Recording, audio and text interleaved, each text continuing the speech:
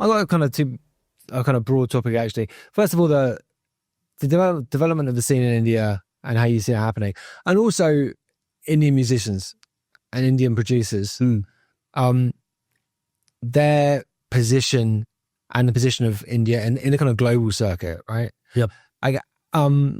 Taking India as first of all, like how do you see it developing musically and in terms of the infrastructure on the clubs, and is there are you optimistic generally speaking about how it will develop? I'm pretty optimistic about pretty much the scene as a whole, because just in the last 2-3 years when I stepped back, just not doing electronic music and also dabbling into other hip hop and pop, I kind of realized that everything is kind of growing.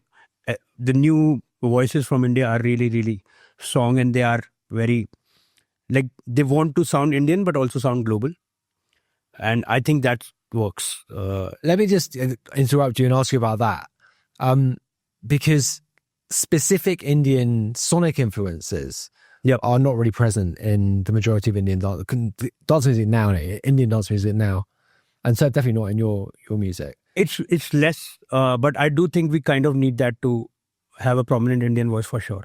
I'm not saying that everybody needs to do it, because it's a dumb argument. Nobody says it's Spanish techno. Just putting a tabla in something doesn't really. But I do think that we do have some really interesting, cool rhythms, which I have also been trying to develop styles around that.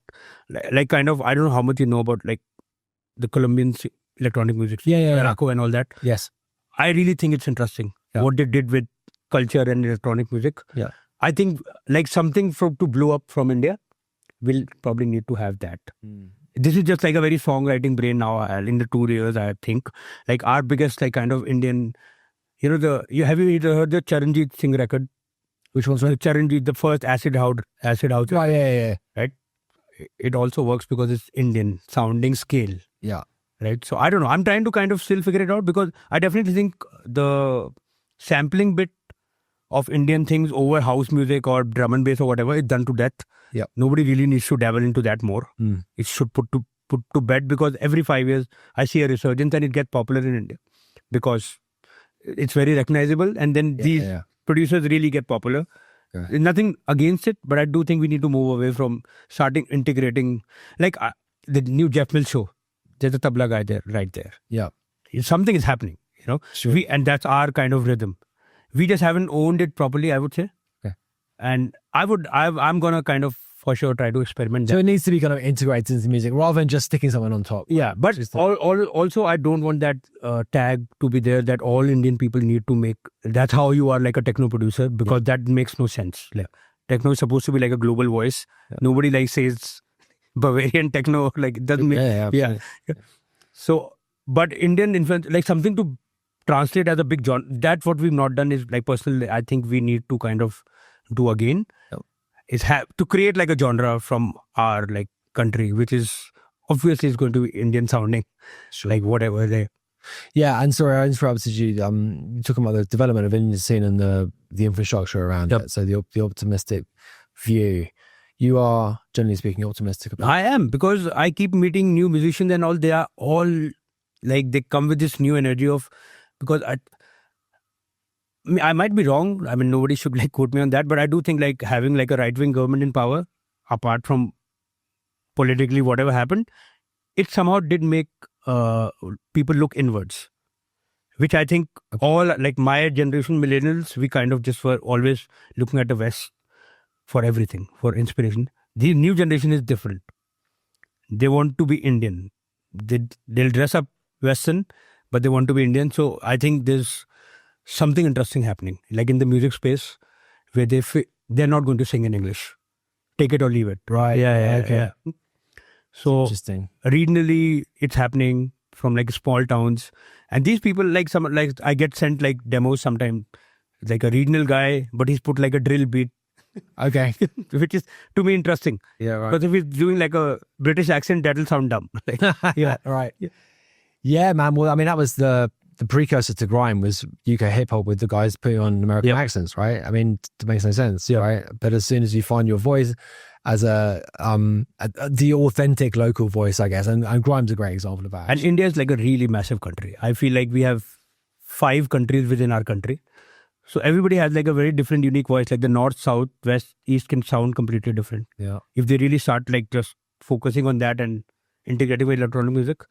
So this is something like I also want to kind of start the label for, basically, specifically for this, where I can kind of do this. But it's still like I've been trying to do this for like a long, because the label business also keeps scaring me. Like, yeah. Well, you were saying this is the one thing you haven't done, right? That's the only thing. But I read this book by Richard Russell, Liberation Through Hearing, XL Recordings. Mm-hmm. For me, that's a label who can discover Adele, Prodigy, Wiley at the same time. Yeah. That's an interesting book I read, and then I thought, that's a good way to start. Like the base the label out of that, where it's not electronic music, but you try to connect weird pieces together. Yeah. I mean, it's an incredible story, that, actually.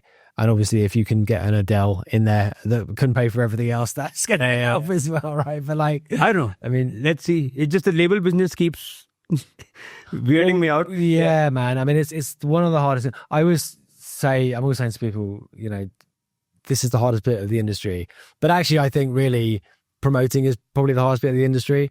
But like, I mean, basically there is no easy part, but running a label, I think, is kind of unique in its challenges, right? Just because the pace of change in terms of like what you have to do to promote a record, to sell a record.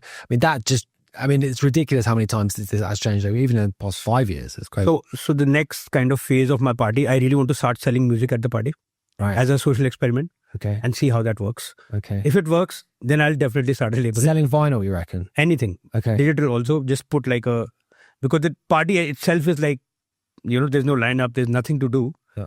But I do want to kind of experiment, start selling music at the party as like a merch stall or something, and see how that goes. Or whoever is playing on the lineup. Because that's something like I think might raise my interest in like starting a label. Yeah. That's an interesting. But I don't think like the usual thing works anymore. Like it's just very convoluted.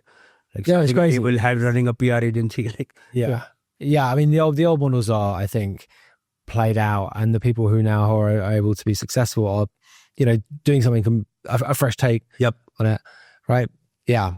Interesting. Well, listen, man, this has been great. Just the last one. Indian musicians and their play, and let's talk about techno in particular.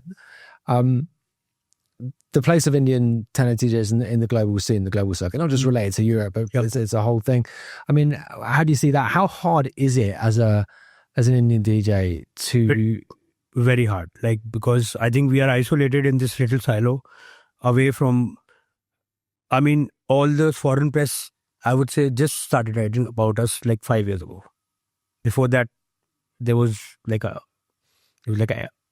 like a brick wall. Yeah, right. Where nobody would know what's going on here at all. And breaking through was very, very tough. It still is. I mean, I don't think it's easy at all. Because now, since like it's so expensive to tour, sure, that's like an investment. I'm at an age that I'd much rather buy a synth than tour. Yeah, okay. Yeah. But me too. If you start doing that you're going to go down line of spending a lot of money just being in Europe and touring or whatever. Yeah. So it's still super hard because we still don't have enough labels, I feel, also. Just doing their own stuff, we still are like a handful of people doing stuff. So I just hope that people don't lose like kind of focus on doing that. Also, if people stay in the country, that's kind of also very important because we all kind of leave. Yeah, right. There'll be nothing left here. Yeah. Totally. So, I mean, it seems like it's going in the right direction. Yeah, 100%. I'm not complaining at all. We are definitely on the right path. Okay.